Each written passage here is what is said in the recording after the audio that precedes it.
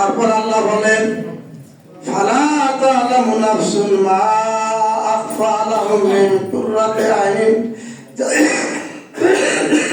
জাযাআম বিমা কানু ইয়ামালুন।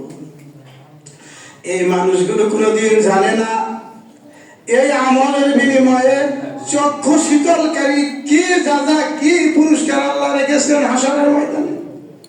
জানেন এর বিনিময়ে আল্লাহ তাআলা এত পুরস্কার দেবেন যেটা আপনি কখনো কল্পনাও করতে পারবেন না। প্রিয় ভাইরা, আমরা তো অনেক কথা বললাম, মানবেন কয়জন? মানেন কি? মানেন না। তো না মানলে কথা বললে তো লাভ নাই, নাকি? কিছু লাভ তো হবে। এই কথা তো বলতে পারবো না আমরা জানি না। আমরা যা জানি আপনাদেরকে পৌঁছে দিলাম। আরেকটা হাদিস বলি, আজকের এই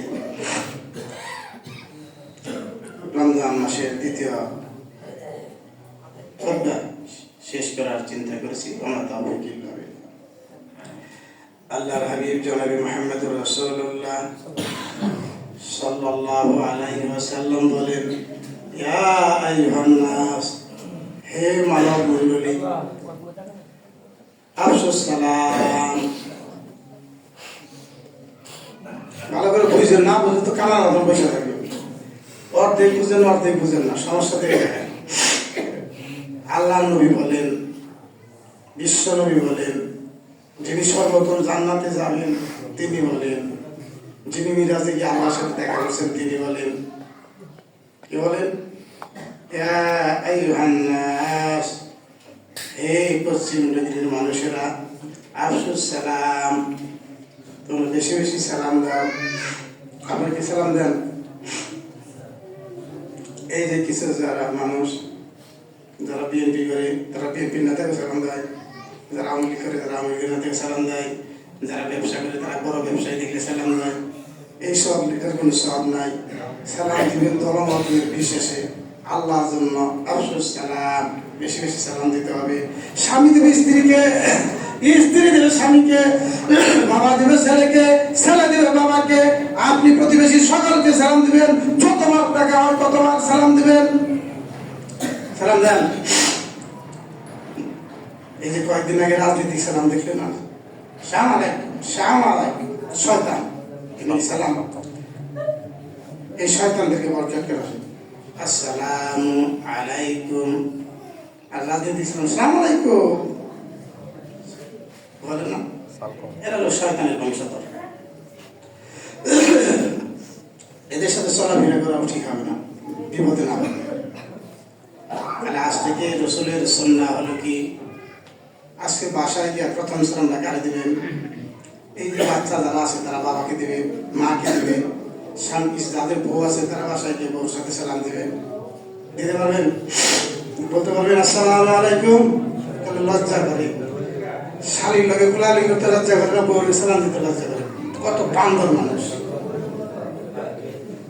বউর সালাম দিলে সওয়াব, আর শালীর সাথে কথা বলা যদি খারাপ না থাকে তাহলে পাপের বেলায় আরাম, আর হালাল জায়গায় বেজার। আল্লাহ রাসূল জনাবে মুহাম্মদুর রাসূলুল্লাহ সাল্লাল্লাহু আলাইহি ওয়াসাল্লাম স্ত্রীকে সালাম দিতেন।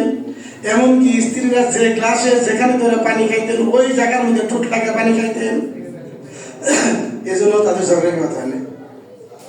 আর আমাকে এখানে যেটি বলেন, আমরা সহজে আমার সাথে বউর সাথে ঝগড়া কথা। পৃথিবীর মধ্যে একটা অন্যতম নিয়ামত হলো স্বামীর জন্য স্ত্রী, স্ত্রীর জন্য স্বামী, যদি নেককার হয়, পরেজগার হয়।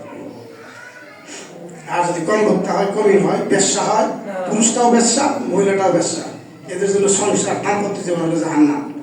এরা ঘরে শান্তি পায় না, বাইরে গেলে শান্তি পায়। যারা ঘরে শান্তি পায় না, বাইরে গেলে শান্তি পায়, ওই পুরুষটাও ভালো না, ওই নারীটাও ভালো না। সকল শান্তির আধার হলো আপনার ফ্যামিলি।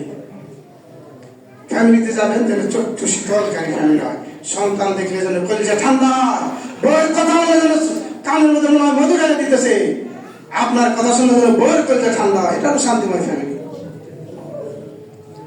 তাহলে কি আফসোস সালাম আজকে শুরু করবেন বাসায় গিয়ে সালাম, এখানে যারা উপস্থিত, প্রত্যেকটা ছেলে মেয়ে তার বাবাকে সালাম দেবে, প্রত্যেকটা স্বামী তার স্ত্রীকে সালাম দেবে, স্ত্রীরা তার স্বামীকে সালাম দেবে।